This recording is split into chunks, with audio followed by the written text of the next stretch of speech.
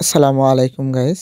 আপনারা এই যে পুতুল পরীটাকে দেখছেন, এই কিউটি পরীটা হলো আমার আদরের ছোট বোন। ও আজকে শপ সেন্টারে আসছে আমার সাথে ঘুরতে যাবে বলে। আদরের ছোট বোন আবদার করেছে ঘুরতে যাবে বলে। আর তার এই আবদারটা পূরণ করবো না তা কেমনে হয়? আমাদের এখানে ঘোরার মতন তেমন কোনো জায়গা নাই। তাই নদীর ধারে চলে আসলাম। আদরের ছোট বোনকে নিয়ে কিছু সময় কাটাতে পারি। এখন নদীর পানি অনেক শুকিয়ে গিয়েছে। এই জন্য এখন নদীর বাঁধের ধারে সরষা ক্ষেত তৈরি হয়েছে। সেখানে ঘুরবো না তা কেমনে হয়? দুই ভাই বোন সেখানে ঘোরা শুরু করলাম। তারপরে ভাবলাম নদীর ধারে আসছি, পানি বিলাস করবো না তা কেমনে হয়? দুই ভাই বোন পানি বিলাস করছিলাম আর গল্প আর খুনসুটিতে মেতে উঠেছিলাম। আমার বোনের বয়স 2.5 বছর। সে ঠিক মতো কথা বলতে পারে, হালকা কিছু কথা বলতে পারে, তা আমি ঠিক মতো বুঝতে পারি না। কোনো কথা বলতে পারুক বা না পারুক, কিন্তু ভাবি ডাকটা খুব সুন্দরভাবে দিতে পারে। ভাবি ডাকটা আবার শুনতে চাইলাম।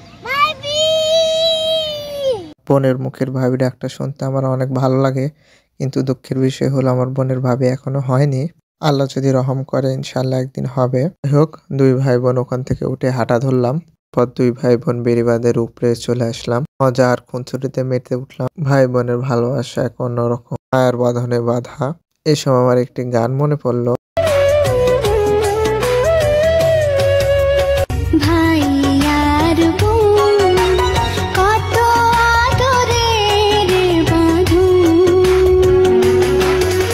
এই খুনসুটির মাঝের বেড়িবাঁধে একটা জবা ফুলের গাছ দেখলাম।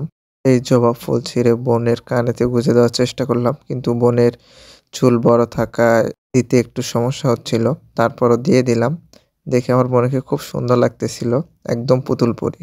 এর মধ্যে হঠাৎ করে মাথায় একটা বুদ্ধি আসলো, কখনো কাউকে প্রপোজ করা হয় নাই, তাই ভাবলাম আমার এই পুতুলটাকে প্রপোজ করি। এই জন্য বোন কানে থেকে ফুল নিয়ে আমি প্রপোজ করতে চাচ্ছিলাম, কিন্তু ও দৌড়ে পালিয়ে যাচ্ছিল। আমি দৌড়ে গিয়ে তাকে প্রপোজ করলাম। দুই ভাই বোন অনেক ঘোরাঘুরি করলাম।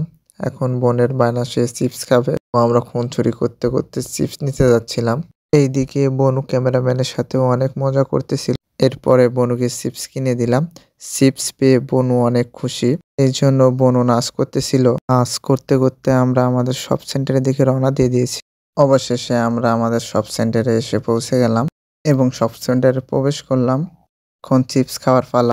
ভাই বোন চিপস শেয়ার করবে না তা কেমনে হয়? আমরা দুই ভাই বোন মজা এবং খুনসুটির মাধ্যমে চিপসগুলো খেলাম, একে অপরকে খাইয়ে দিলাম। এভাবে আমাদের মজা ও খুনসুটিতে দুই ভাই বোনের সময় কাটে। তারা সবাই আমার এবং আমার বোনের জন্য দোয়া করবেন, যাতে আমরা সবসময় এভাবে থাকতে পারি।